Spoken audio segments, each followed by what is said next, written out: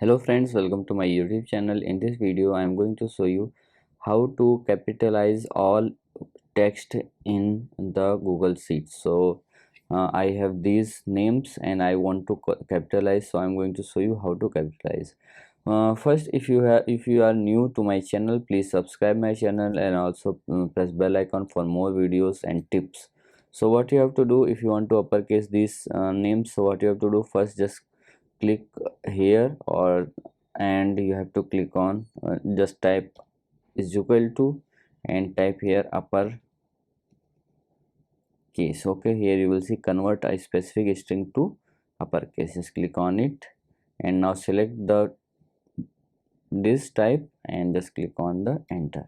Okay, now just drag it, now drag it to bottom, and like this you can uppercase. Now you can also make it lowercase. So what you have to do, just click on here and click on is equal to and type lowercase. Okay, lowercase. Now click on it and type here and click on enter, and now you can drag it also.